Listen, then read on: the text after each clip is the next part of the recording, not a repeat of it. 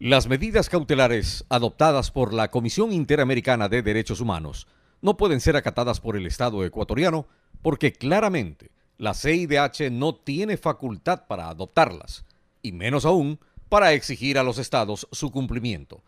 El Procurador General del Estado, Diego García. La Convención Americana de Derechos Humanos es bastante clara cuando señala cuáles son las funciones de la Comisión Interamericana. Y entre esas funciones, la Convención Americana, el instrumento por el cual los estados se comprometieron a someterse al sistema, no incluye entre las funciones de la Comisión el adoptar medidas cautelares. La CIDH es el organismo encargado de la promoción de los derechos humanos en el sistema interamericano y por eso, como Ecuador, varias naciones han actuado apegadas a lo que sostiene el sistema de derechos humanos.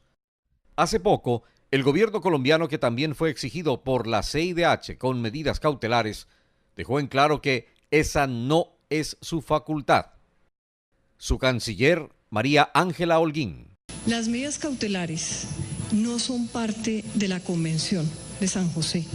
Las medidas cautelares surgen de un reglamento de la Comisión Interamericana de Derechos Humanos, reglamento que lo hacen los mismos comisionados. Las medidas cautelares no son un mandato que hubieran dado los estados a la Convención.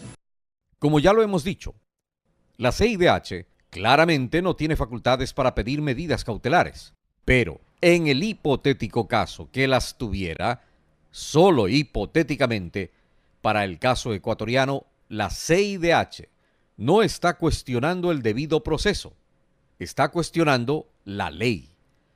Cuestiona la penalización de una acusación hecha a un funcionario público, como que el derecho a la honra y la dignidad, artículo 11 de la Convención Interamericana de Derechos Humanos o Pacto de San José, excluyera a los funcionarios públicos, lo que evidentemente no es así.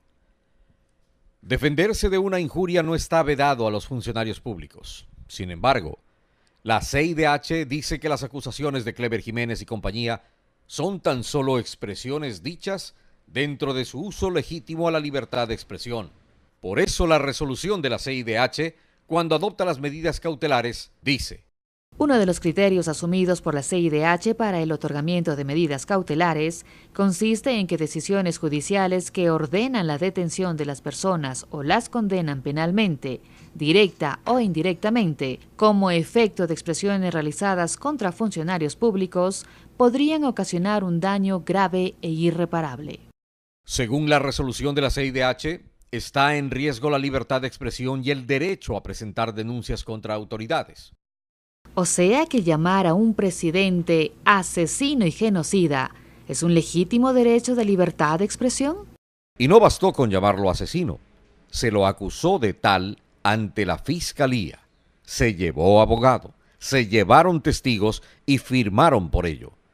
La justicia debía investigar al presidente por genocida de lesa humanidad y desde el 4 de agosto del 2011 hasta el 9 de mayo del 2012, el presidente fue investigado.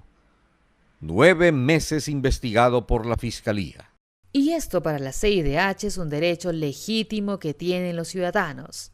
Solo expresiones que las dijeron en absoluto derecho a la libertad de expresión, sostiene la CIDH en su resolución. Libertad de expresión es haber acusado al presidente de fingir su secuestro, de esconderse en una universidad para concebir un macabro plan. ¿Es el delito por el que se le acusa? Lesa humanidad, crímenes de lesa humanidad, conmoción interna en el país. Pero más allá de aquello, el objetivo fundamental es presentar esta denuncia penal ante la Corte Penal Internacional. Presentar una acusación falsa, acusando al presidente de criminal de lesa humanidad, ¿es simple libertad de expresión? Así actuó. De esta manera es como actuó la burocracia internacional frente a un Estado soberano. ¿Hasta cuándo tanta intromisión?